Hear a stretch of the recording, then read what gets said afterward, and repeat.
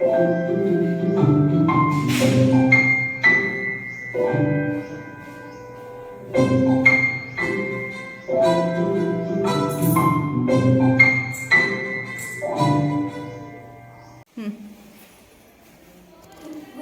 આ સ્ટોરીમાં પૈસાનું મહત્વ સમજાવવામાં આવ્યું છે.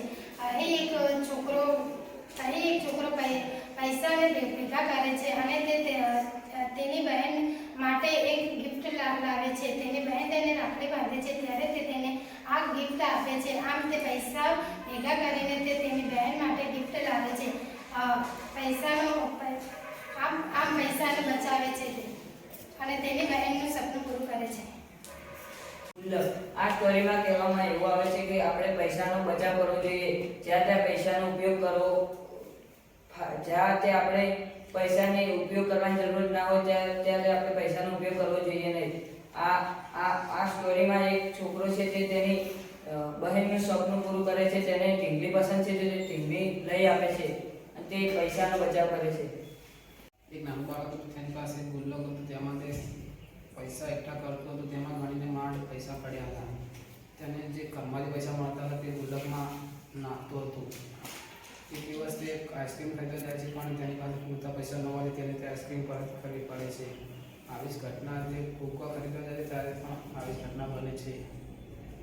એક દિવસો વીતતા ગયા અને તેના પૈસા એકઠા થયા ગયા. એક દિવસ તેમાં ગુલ્લક સંપૂર્ણપણે ભરાઈ ગયો હતું. જેથી તે આનંદિત થઈ ગયો હતો અને મોંઘા રમકડાની દુકાનમાં જઈને તેની બહેન માટે મોંઘી ડોલ ખરીદીને લાવે છે અને રક્ષાબંધનના તહેવાર પર તેની બહેનને તે ગિફ્ટ આપે છે.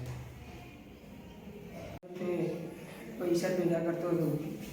તે એક દિવસ આઈસ્ક્રીમ લેવા જાય છે. તે પૈસા ઓછા થવા આઈસ્ક્રીમ પાછી આપે છે. તે ઘરે આવીને પૈસા એક ગુલ્લકમાં નાખે છે અને તે પૈસા લઈને એક દિવસ ફુગ્ગા લેવા જાય છે. તે ફુગ્ગો લઈને તેમાં પણ પૈસા ઓછા પડે છે અને તે પાછો ઘરે આવીને પાછા પૈસા ગુલ્લકમાં નાખે છે. એમ કરતાં ઘણા વર્ષો વીતી ગયા અને રક્ષાબંધનના દિવસે તેની બેનને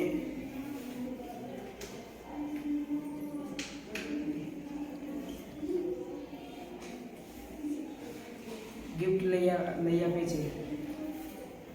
તેની બેનનું સપનું પૂરું કરે છે. ગુલ્લક અમારે એક બાળક તેની બહેન માટે એક ડોળ લેવા માંગે છે. એક દિવસ તેની બહેન એક શોપમાં ગઈ હતી. તેને ડોળ ગમી ગઈ હતી. તે માટે તેને પાસે પૈસા ના હતા. તે માટે તેના ભાઈએ તેને એક પછી એક પૈસા ભેગા કરીને તેને લઈ આવે. આ પાત્રમાં આપણે જે શીખવા મળે છે, આપણે જ્યારે કોઈ વસ્તુ જોઈએ ત્યારે આપણે આપણા ઘરવાનું સપનું જોઈને તે વસ્તુને મારી દેવું પડે.